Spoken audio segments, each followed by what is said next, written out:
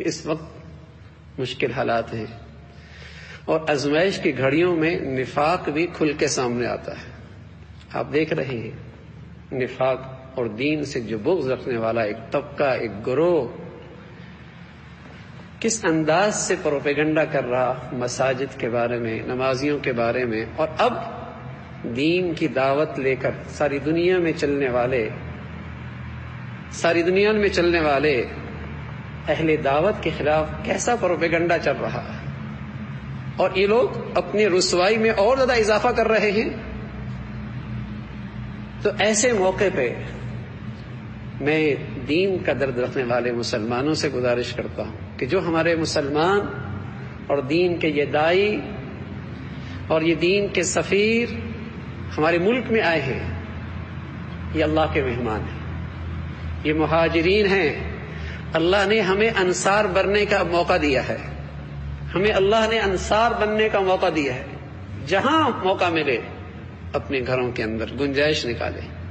ہاں، اجتماعی شکلوں سے احتیاط رکھی جائے، اجتماعی صورتیں بنانے سے اجتناب کیا جائے، لیکن ان کی خدمت، ان کی ضیافت، ان کا اکرام، یہ بہت بڑی سعادت کی بات ہے، بہت بڑی سعادت کی بات ہے.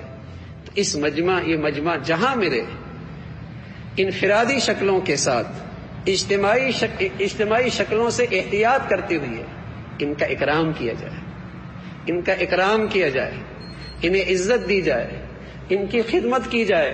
یہ مہاجرین کی طرح ہیں، یہ دین کے سفیر ہیں، یہ اللہ کا دین کی خدمت کے لیے، اللہ کا دین سیکھنے کے لیے ہمارے ملکوں میں آئے ہیں، اللہ کے مہمان ہیں.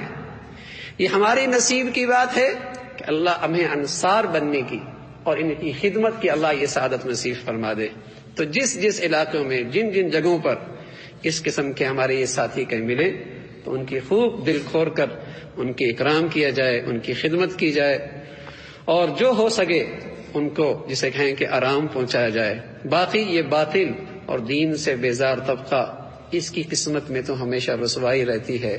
ہم ان کے لیے ہدایت کی دعا کرتے ہیں، لیکن اگر ان کی قسمت میں ہدایت نہیں تو اپنے مولا سے دعا کرتے ہیں، اللہ جیسے ہمیں اس وبائی وائرس سے نجات نصیب فرما، ایسے دین دشمنوں سے بھی امت مسلمہ کو اور وطن عزیز کو اور اہل اسلام کو ان دین دشمنوں سے بھی نجات نصیب فرما دے. اللہ رب العزت مجھے بھی آپ کو بھی جو کچھ کہا سنا عمل کی توفیق نصیب فرما دے. وآخر دعوانا ان الحمد للہ رب العالمین.